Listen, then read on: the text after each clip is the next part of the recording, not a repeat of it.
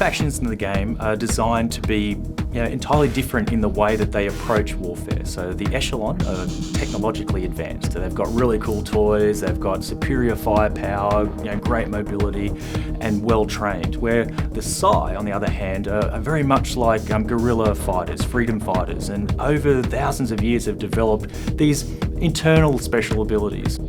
What we've really got in the two sides is a powerful, technologically superior faction against a faction that hides in the shadows, that can appear anywhere and then disappear at a moment's notice. We've got on the Echelon side the Sentinels, and now they're like a machine gun unit that locks into place and they pop their shields up and they sit there and they shoot anything that comes into range. Whereas on the Psi side, there's a unit called the Rage, who's this massive hulking brute, really well armoured, lots of hit points, can't shoot anyone, but if he can get next to him, he can pound the snot out of them. So yeah, his job is to get in there and smash him, and the Sentinel's job is to keep him away and shoot him. So yeah, it's awesome. One of the cool things that we wanted to do with the Echelon is have their animations a little bit different to the Psi. We wanted them to be more organised, more like your professional military army. So all their movements are really strict and they go from cover to cover. The Psi animation-wise, we wanted these guys to be a bit crazy, a bit wild.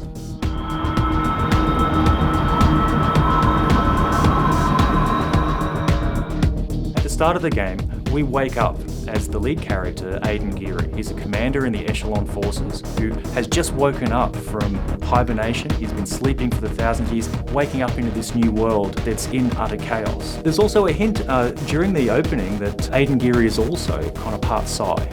The hero characters are there to help you get through the levels and to show you what the items that you can actually unlock and the powers that you can get later on. So they're really there to drive the player onwards. On the Echelon side, we've got a guy called Coop, who's with you in the very first mission, and he's your jack of all trades. He's got a minigun for killing infantry, he's got a missile for shooting air things, and he's got a big shield for stopping damage. Whereas on the Psi side later on, there's this crazy chick called Sable, who actually does this massive long-range damage attack called the Eye of the Storm, and just cuts through units. And it also helps the player know that somewhere in their future, they can get access to these items as well. And they really want to get it because it's a great effect and it's lots of damage, and then they can use it in multiplayer. So they're there as well to entice the player to continue.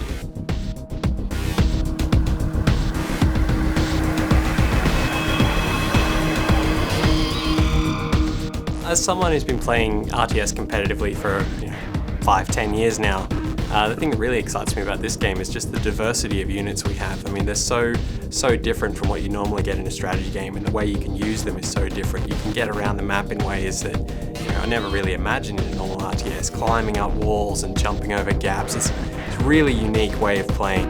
One of the key features of our game is the way that you can get in at eye level with particular units, so you get detail close to a third-person fighting game. I think the Enforcers are probably the most useful unit I have. I mean, they're really tough. You can move them around the map very quickly, and if you can get a lot of them together, you can actually take down any of the other units in the game if you use a bit of strategy. You can create a bit of crossfire, a bit of flanking action with their abilities. They've got the Commando Rush, so you can get in there very quick and take anything out.